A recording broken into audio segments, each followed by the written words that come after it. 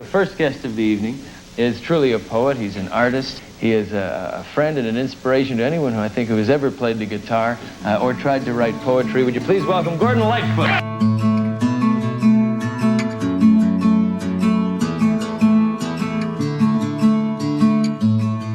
Gonna buy me a long white robe, yes, Lord, to help me home. I'm gonna buy me a long white robe, yes, Lord, to get me home.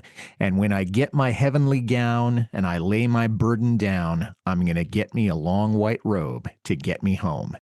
This is Carefree Highway Revisited, the show that celebrates Gordon Lightfoot's music song by song, a proud member of the FM Podcast Network. I'm your host, Mike Messner, and with me today is a fellow Lightfoot fan coming to us from Saco, Maine, Neil Cote. Neil, thanks for being on the show with me today. Mike, it's a pleasure. I've been listening to your other podcasts, and in fact, I think I listened to 6 of them yesterday, and I probably would have listened to more of them, but there was a PBS special on amphetamines in the military that I just had to watch. So, well, I'm glad that if I had to get trumped, it was going to be by something like that. So how did you first get into Gordon's music?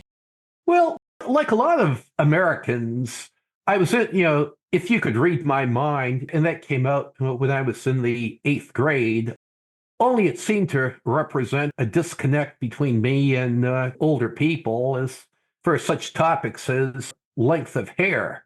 And sure. And it's funny.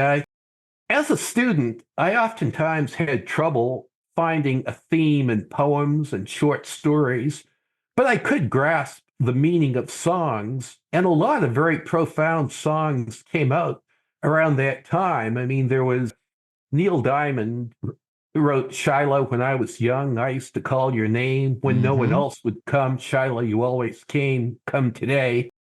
The Kinks sang 8 Man, and that appealed to me. And this rather obscure group called the Mike Curb Congregation came out with a song called Burning Bridges that was in that great movie, Kelly's Heroes.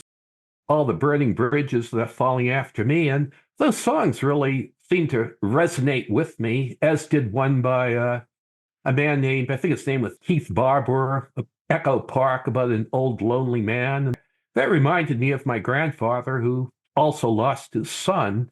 I mean, poignant lyrics put to music did have a hold on me, and no one did it better than Gordon Lightfoot. And that especially came true a few years later when I was in high school and had my heart broken multiple times. Yep. I know the feeling. I think a lot of us had to go through that. But yeah, I mean, as you said, he's kind of been this part of the soundtrack to our lives, and you picked up on him as a child, as did I. So it's a great way to have lived, to have been able to reflect on this song really hit me at this point in my life, and this song was impactful in another circumstance. Did you ever get a chance to see Lightfoot in concert? 13 times between 1987 in New Hampshire and 2017 in Portland, Maine, where I reviewed the show and chatted with him afterward. He was very gracious. The 2 or 3 most memorable shows, one of them was at Massey Hall in Toronto in November 1988, and that was like seeing the Pope at the Vatican. Good analogy. And I also like the fact that Pee Wee Charles was still playing pedal steel. And that was the second and the last time that I saw Gordon with Pee Wee in the band. I will say, though, that around this time, the East of Midnight album was still being promoted, and that was not my favorite album. The adult contemporary and the overproduction, it just seemed to get away from what Gord did best. And then 2 years later, when I saw him in Tampa, Florida, with one of my multiple exes, that was a great show. And, my lady at the time was in a red skirt and a white blouse. And I remember having my arm around her during Railroad Trilogy, and it was a great show. But then I think it was the summer of 2010, when I went to a show in Binghamton, New York. And what made that show so memorable was afterwards, some friends and I were in the Holiday Inn Tavern, and I recognized Barry Keane and Terry Clemens come into the bar. I had met Barry a few years earlier, very nice man. And as a struggling guitarist, I wanted to meet Terry. So I went up to Terry and I just said, Terry, I'd just like to say hello to you. I've really admired your work for so long. And he was like my best friend. He was, and Wow. Terry was like that. I mean, he was very, very gracious. And then he comes up to the bar, sits down with my friends and I, buys us all around. And, then we're talking about the band and Bob Dylan and the Rolling Stones and Kathy Evelyn Smith, who he said, she is not an evil woman. She had some problems, as we all did. Let's not be judgmental about her. And then when Rick Haynes and Mike Heffernan came into the bar, Terry invites us over to that table and he introduces us as his friends. And that was just so gracious of him. And so there were about 4 or 5 of my friends, along with Terry, Rick, and Mike. We closed the place down and a lot of off the record conversations. Rick Haynes can be an ornery old bastard, but a very amusing one. And he had a particular charm. Mike was gracious too. Terry was the most fun. It was just a very memorable evening. I was saddened a couple years later when he passed away, and his alcoholism at that point was alluded to, and including by Gordon in an obit that ran in one of the Toronto newspapers. And Nick Jennings did describe it in his biography that came out a few years ago. A very good biography, very well balanced. Yeah, I happen to have a copy of it right here, and I use it as a desk reference for all things Lightfoot. And oddly enough, I'm going to be making reference to that book in a second or two. But it does sound like you were pretty much welcomed into the fraternity of Lightfoot so instantly. And I think that says a lot about your approachability and also about the way that the band members carried themselves. I would love to have been there, tagging along saying, hey, me too, me too. So you're very lucky in that regard. So we wanted to talk about Rich Man's Spiritual, which is the first song that most of the world heard by Gordon Lightfoot because it was the very first track on his very first record, recorded sometime between 64 and 66. Why did you want to talk about it in particular today? I have my own reasons for liking it, but I'd like to hear yours. Well, I'm at the stage of my life where the afterlife is a concern. I was raised a Christian. Although I probably know Lightfoot's work better than I know scripture, I know the story of the rich man who did not share what he had with the poor man, and the rich man goes to hell, and he is begging Abraham to intervene by telling the poor man, dip your finger into water, it'll cool my tongue. And Abraham is saying, pal, you're out of luck. You had your chances to make good, but it's too late now. In our earlier correspondence, you informed me of another parable involving a rich man, which I really wasn't aware of, the one where Jesus tells the rich man, sell what you have now, which actually Woody Guthrie had a song about that too. I learned something new every day because that song where Woody Guthrie sang, they laid poor Jesus in his grave, it mentions what Jesus had told to that rich man. There's also a bit of a similarity between Rich Man's Spiritual and Stairway to Heaven. There's a lady who's sure all that glitters is gold and she's buying a stairway to heaven. Well, she might be a rich woman, but like that rich man, that's not enough. And that also brings to mind another one of my favorite singer-songwriters who was the late Mississippi John Hurt. Yeah, good one. Of all the singers who had interpreted You Gotta Walk That Lonesome Valley, I think Mississippi John Hurt did the best version of it. And that lyric, you got to walk that lonesome valley, you got to walk it by yourself. ain't no one's going to walk it for you. Maybe Gordon was channeling his inner Mississippi John Hurt, as almost everyone did, in writing about a more naive man saying, I'm going to wear these golden slippers. I'm going to buy a pair of wings. I'm going to have this angel lobbying for my cause. Well, when you're walking the valley of the shadow of death, you are walking it alone, as Mississippi John Hurt and the Carter family and others reminded. And I think that's what Gordon is reminding too, even though he's taking the perspective of a naive man, which he might have also done decades later in another obscure song called Forgive Me, Lord, That I Have Sinned, and I Have Sinned Again. It kind of reminds me of a song by Iris DeMent. I want to do right, but I don't want to do right now. Let me enjoy my hedonism a little bit longer. Oh, yeah. I think that's a universal conflict. The spiritual aspect of it is kind of conducive to what I wanted to say.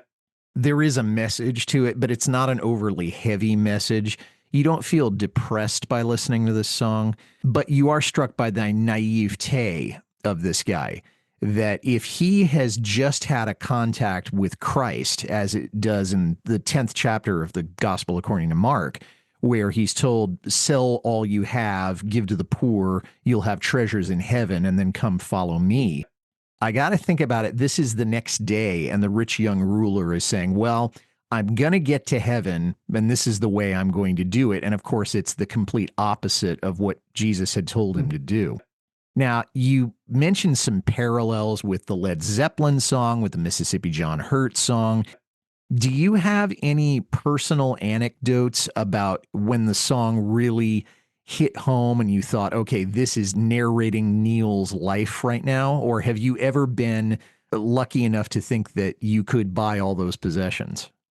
Well, I found out about the song when I bought this compilation CD, which probably was about 25 years ago. I had never heard the song before, but upon hearing it, I was thinking, this is every bit as profound as Blowing in the Wind, or Where Have All the Flowers Gone, or all those timeless odes of the 60s by Bob Dylan or Dave Van Ronk or Tom Paxton or Joan Baez. And only this song did not get the widespread recognition it should have. And I was surprised when I was looking at YouTube today. There's video of Lightfoot singing that song while accompanied by others, although not its own band. And there are a couple other recordings, which I hadn't been aware of, including one by the great Ronnie Hawkins. Yes, and we're going to talk about that. And there was one other cover that I found, but you're right. I mean, this is probably an unfairly obscure song from an album that didn't get a whole lot of airplay, although obviously it was his freshman effort, so he was learning as he went. As it says, he caught on gradually. You're listening to Carefree Highway Revisited. We'll be right back after a word from a podcast partner or two. Hey, I just wanted to take a second to tell you about my latest podcast discovery. Firebreathing Kittens is an actual play one-shot podcast that plays various tabletop role-playing games with a season-long plot. Because there's a beginning and an end to each week's story, you can start at any episode. Yeah, you won't miss a thing. Every week has a different combination of 4 from the same rotating cast of people. Join Firebreathing Kittens as they solve detective mysteries, attempt comedic banter, and enjoy friendship. That's Firebreathing Kittens podcast. Check it out. 1 minute, you're a teacher preparing for the new school year. The next, you're transported to a fantastical realm shrouded in forgotten magic. The creatures around you think you're a long-vanished mage. You have no technology. You have no memory of how you got here, and no idea how to get home. All you have is misplaced magic. Haladar, the Last Surveyor, is the new fantasy novel by acclaimed author Rob Perrier. Available now on Amazon.com and RobPerrier.com.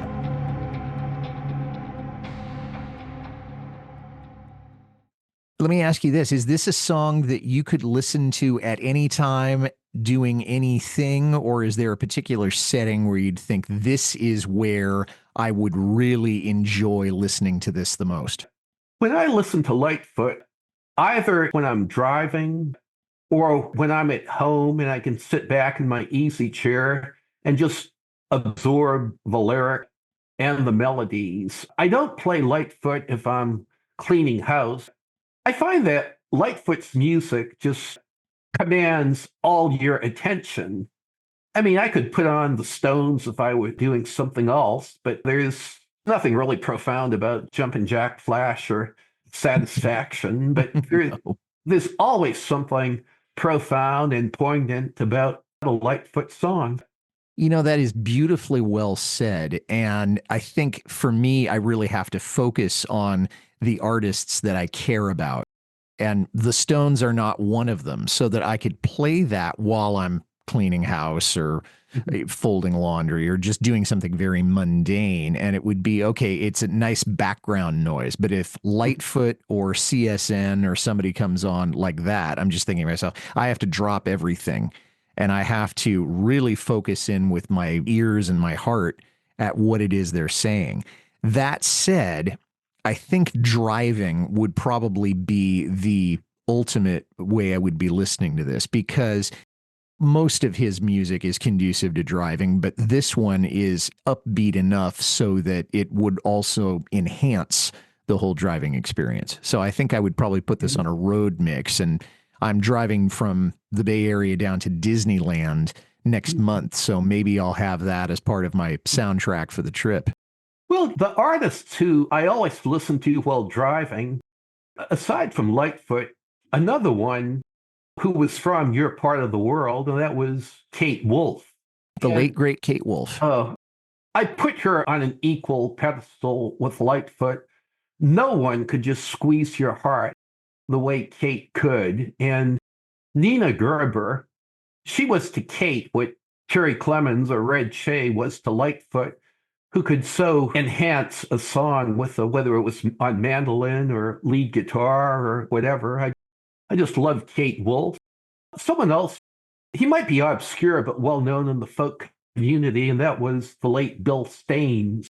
He lived in New Hampshire, and he knows songs like Roseville Fair, All God's Critters Got a Place in the Choir. He cut his teeth listening to Lightfoot and others at the Club 47 in Boston, where Tom Rush also cut his teeth.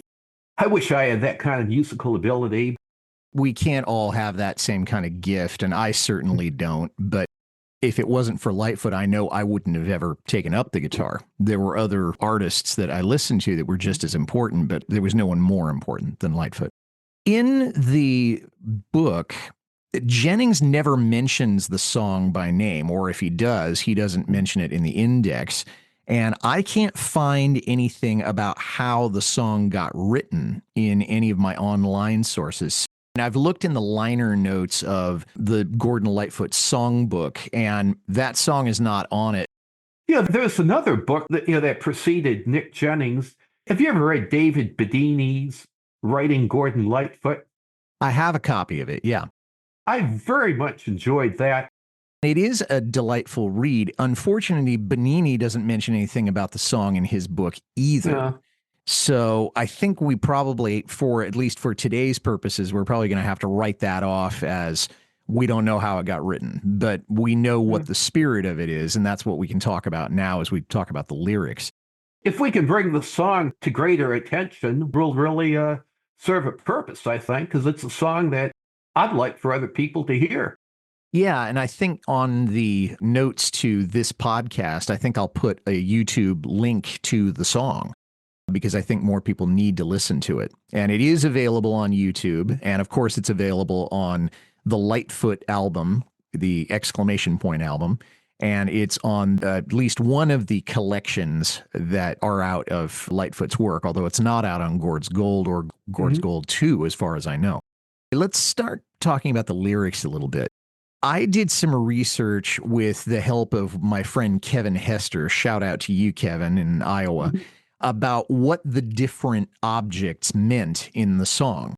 And gonna buy me a long white robe. The long white robe usually symbolizes purity and righteousness, and it's a common image in religious texts, Judeo-Christian and otherwise, with the idea of I've been freed from sin. I have a stainless appearance. There is no blemish on my gown. And this guy apparently thinks he can buy sinlessness.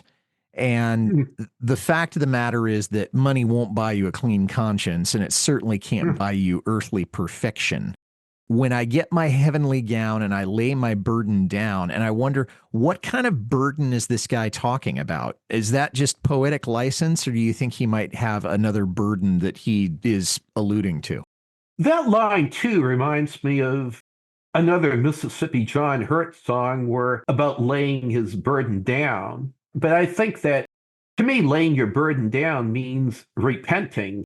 But you're not going to repent by wearing a gown or slippers or false wings. You lay your burden down by repenting. To a Catholic, it might be going to confession. To a Protestant, it might be just saying deep prayers. To a Muslim, it might be something else. But, we all fall short of the glory of God.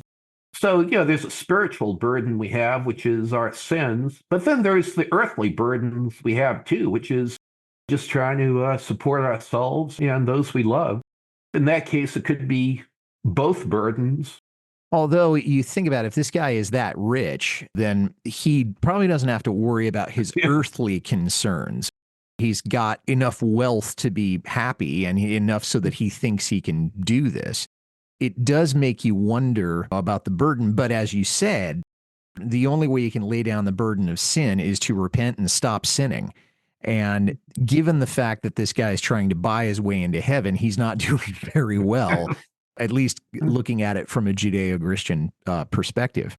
I'm going to buy me 2 golden slippers, yes, Lord, to walk me home. And it's symbolic of walking on a spiritual path. This guy doesn't want to do the work. He doesn't want to give up his riches. He doesn't want to change his ways. He just wants to buy the object that represents something. I think about modern day wrestling fans or modern day UFC fans who will buy a championship belt that is a replica of the one that their heroes, the Hulk Hogan's and the Ric Flairs are wearing, so that they can say, hey, I am a champion, rather than doing the training, the working out, getting in shape and actually going into the ring and fighting somebody else. It's merchandising. This is not spirituality. It's merchandising. And when I get my slippers of gold, then the Lord will have my soul, which is interesting to me because in the Christian tradition, which Gordon was raised in, the Lord wants your soul above everything and anything else. So he's saying, then the Lord will have my soul, only when I've made this purchase, which I think is just almost silly, considering what it's really about. You have any thoughts on that verse? I never thought of it through the UFC or the wrestling standpoint, but you do make a good point. When I heard the part about the slippers, that's really when I thought about the valley of the shadow of death. Yeah. Walking through it. And that is where Mississippi John Hurt, you got to walk that lonesome valley, came in. When our time comes, we're walking through it alone. And I think we all have the same distance to cover, whether it's prorated at all for where we're from. But I think we all have to check the same boxes before we get into heaven, at least on the first ballot. So nice way of putting it, the first ballot.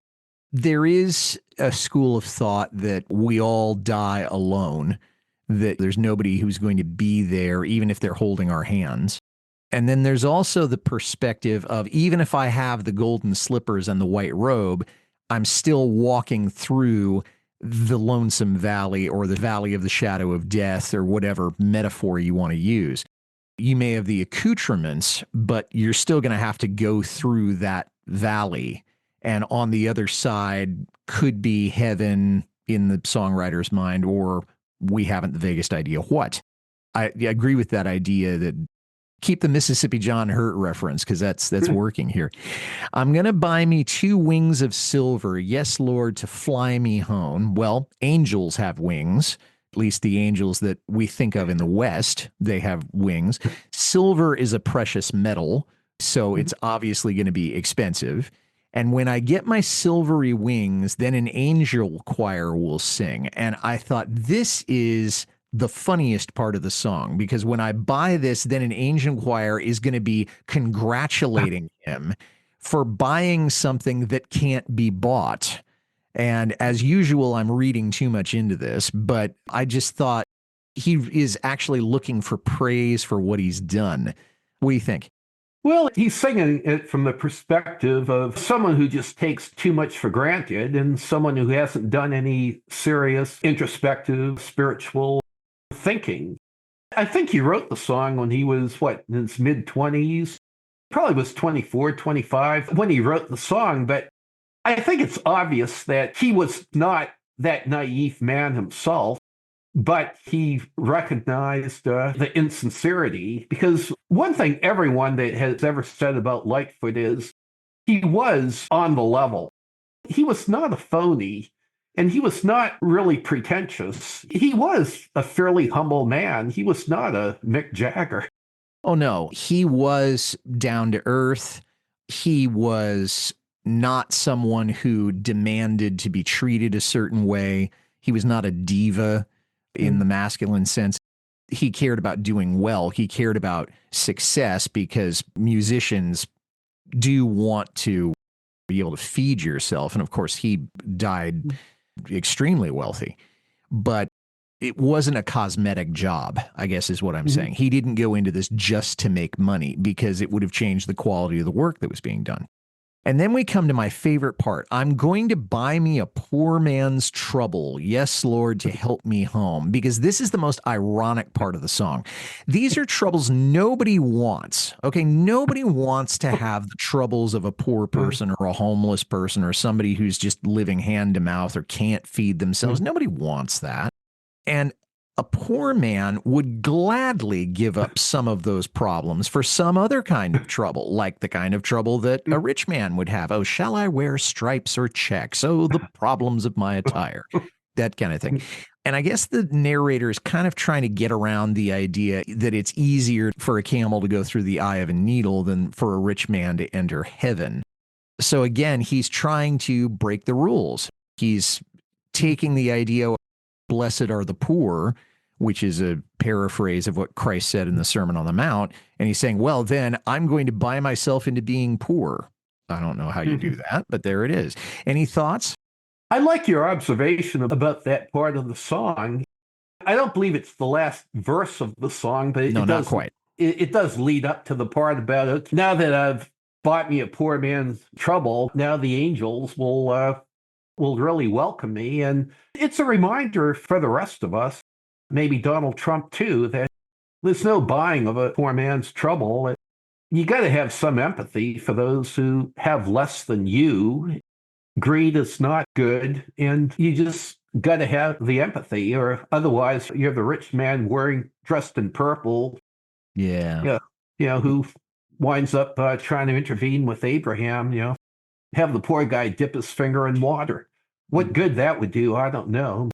Not very much in the short run, I'll tell you that. To quote our former governor, Jerry Brown, in a slightly different context, he said once, there is no such thing as a billion-dollar populist. He was talking about Ross Perot, but I think the message still holds that you can't buy your way into being just a regular Joe. You're listening to Carefree Highway Revisited. We'll be right back after a word from a podcast partner or two.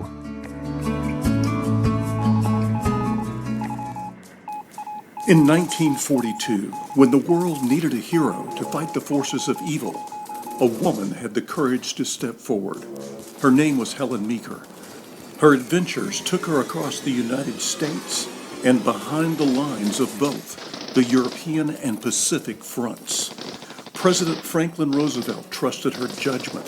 Adolf Hitler put a price on her head.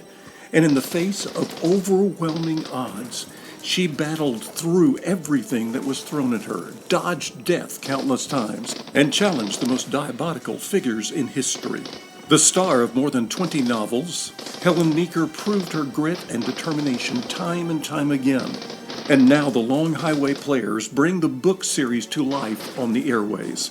These exciting dramas will place you in the middle of the action, immerse you in riveting drama, plunge you into unimagined intrigue, and confound you with dark mysteries, while giving you the opportunity to live adventures in a time when the fate of the world hung in the balance. Enjoy the exploits of Helen Meeker and follow author Ace Collins's In the President's Service series on That's Not Canon Podcast Network.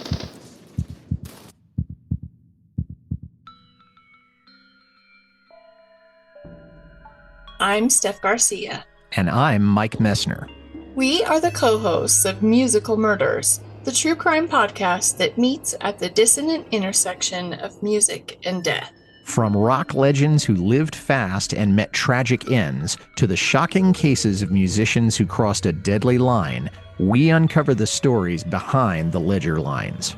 What drove these artists to darkness, or made them targets of it? Was it the price of fame, the pressures of the spotlight, or something darker? Each episode takes you deep into the lives, mysteries, and crimes that shocked the world and left their mark on music history. Tune in, if you dare, as we expose the shadowy side of the stage. Because sometimes the most chilling stories aren't found in the lyrics, but in the lives behind them. Musical Murders, available on the Sinister Somnolence YouTube channel. I'm going to find me a smiling angel, yes, Lord, to leave me home. And I think it's interesting that he's saying, I'm going to buy, I'm going to buy, I'm going to buy. And then the final verse, he said, I'm going to find me a smiling angel, not hire one, not buy one, because that would imply slavery. And then he takes me by the hand. I know the Lord will understand. And I'm thinking, understand what? Understand that you've tried to go against the grain, that you've tried to go the opposite way of what Jesus was telling you. I thought that was just hysterically funny. I'm just reminded now of another song about the afterlife that Gord did, which is in the 4 CD box set, and that's Heaven Don't Deserve Me. Yeah. After we get done today, you're going to need to tell me about that box set, because now I'm thinking my birthday's coming up. So I'm going to ask the birthday fairy for that. Yeah. Well, the song originally appeared on the Lightfoot album in 1966. It was recorded between 64 and 66, so we can assume that at the very latest, he wrote the song while he was making the album, which would have made him no older than 27, still mid to late 20s, still a young man.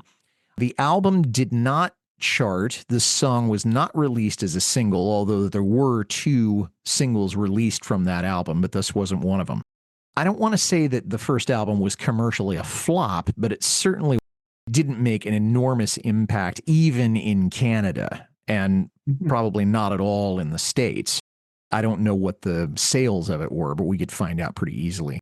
What's your favorite musical part of the song? We've talked about the lyrics, but for the actual music, what you're actually hearing outside of the words, what's your favorite part of it, Neil? Well, Gord was primarily a rhythm guitarist who could finger pick, and I like the rhythmic guitar to that song, which is spiced up by the lead player. Was it Red Shea or? It was David Ree, and you would have thought that it would have been John Stockfish and Red Shea who have been playing on the record. And my guess is that United Artists was kind of hedging its bets, and they didn't want to have anybody that they weren't really familiar with. So they brought in these 2 studio musicians. So that's why you have David Ree on the second guitar and then Bill Lee on bass and Gordon, and that's it. There's nobody else who plays on that record. It doesn't need any more instrumentation. And when Gord has layered his music, usually it's been done in a very tasteful fashion, like in If You Could Read My Mind and Song for a Winter's Night with the strings. Yeah. Rich Man Spiritual, it really did not need anything more than the very basics, a couple guitars and a bass guitar. It just did not need keyboards or anything else. No, it didn't. And I'm not sure if it was a stand-up bass or a bass guitar that was being played. But I can tell you that my favorite one was David Reed's second guitar. I thought it added a really nice element to it to keep us interested beyond just the 12 string, which I think Gordon was playing on this song. I need to listen back to it and see if it was a 12 string or a 6 string. But anyway, that was done very, very tastefully. And you're right. The song didn't need any more. Gordon, I think, plays piano on a couple of the songs on the record, but it doesn't need anything else. You don't need an organ. You don't need drummer. You don't need percussion. You don't need any more stringed instruments. You certainly don't need any horns. So you've got everything you need. And it was consistent with what was going on in the folk tradition in the mid to late 60s, even with Dylan. You know, Lightfoot never played this song in concert that I can find. From the very beginning, he just never played it, even to promote the record. You've already mentioned the fact it didn't show up on this box set, but he didn't play it in concert either. Do you think it was because he felt like it was too juvenile, or why do you think he left it out of his sets? Well, I wish he was still around so we could ask him, but that Yeah. song is anything but juvenile. It is a gem. And again, it ranks with Blowing in the Wind or Where Have All the Flowers Gone. It brings forth a universal truth. It's a very subjective decision, you know, what you play live or what goes into a greatest hits analogy, but I certainly would have included that one. You know, there is that YouTube of a very old Lightfoot singing that song with kind of rough accompaniment, which is on YouTube, but we don't know anything more about it. And I kind of wish that Gordon had been more deliberate about the end of his career in the same way that Don Williams said, okay, I'm going to have a retirement tour and that's it. You know, I'm not going to be going on anymore. Elton John has just finished this enormously long tour where he said, okay, I'm going to do a couple laps around the world and that's it. I'm not going to appear in concert anymore. I'm going to be there for my family. I kind of wish that Gordon had, I don't know how else to say it, but read the writing on the wall and said, okay, I've gotten to a certain point in my life. I need to make sure that everybody knows this is my farewell tour. And then I'm going to bring some gems out of the bucket that haven't been played before, like this song, which is not to say that I would ever have wanted him to go away. But I'm just acknowledging the inevitable that nobody can keep doing this infinitely. You can't do that in entertainment. George Burns notwithstanding. The covers that have been done that we could find, you mentioned Ronnie Hawkins, and then Billy Lee Riley was the other one that I found. And I'm wondering, have you heard either of them? And if you have, do you have any thoughts? I heard them both yesterday because in our earlier email, you had mentioned those two. I wasn't that familiar with Billy ahead of time, but he did a fine version. And Ronnie Hawkins, who also did Home from the Forest, I've liked everything Ronnie did. You've probably seen that Ronnie, Gordon, Willie Nelson, and Chris Christopherson, they all do Me and Bobby McGee at Ronnie's house in Ontario. It was like the Mount Rushmore of four very iconic characters. Yeah, I almost think that Gordon could have replaced one of the Highwaymen back in the, late 80s, early 90s when those four were still together. And now Willie is the only one who's left. But that was a great group. And I think he almost could have just fit right in there. Now, you mentioned Meredith Moon doing this, and clearly she has connections to Gordon. She's his little girl. But why her, and is there anybody else that you think would do justice to this song, either living or dead? First of all, I'd love to hear Meredith do it because I've heard her on YouTube covering other Lightfoot songs, such as 10 Degrees and Growing Colder. And she puts her own spin on that. She plays a lot of banjo. And of course, she also plays acoustic guitar as well. But I would love to hear her doing it on banjo. And I know she would do a good job. And I know she would put her own spin on it. Meredith would be the one I'd most like to hear. I'd like to hear Gillian Welch do it too. I love the sound of her voice. As far as men, Bill Staines passed away in late 2021, but he would have done that song justice, as would Kate Wolf. There were only 2 or 3 people that I thought of, and one of them I had thought of before we did our recording today, and others I've just thought of. I would have loved to have heard Paul Simon do it, but I mean Paul Simon before Simon and Garfunkel really took off. The young Paul Simon when he's living in England. I think that would have been a lot of fun because I think he could have done justice to this. Phil Oakes maybe could have done a good one on this, although I think he probably would have turned it into some sort of deeper statement because that's the kind of thing Phil did. Yeah. And then Holly Near, I think, might also be fun to listen to do this, although I don't know how active Holly is on the concert circuit anymore. She does live right up the road from me in Ukiah. I believe she's coming to Boston later this year. I was looking at the website at one of the folk clubs in Boston, and I think I saw her name mentioned. You had mentioned Phil Oakes. I love Phil Oakes, but I think it's too bad that he did not write more songs like Changes. I was talking to Tom Paxton years ago, and both agreed that Phil was just a little too cynical for his own good. Or maybe Phil was just too knowledgeable for his own good.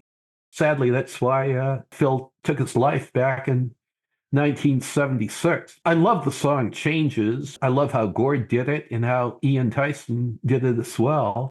But yeah, Phil also did that great version of The Highwayman.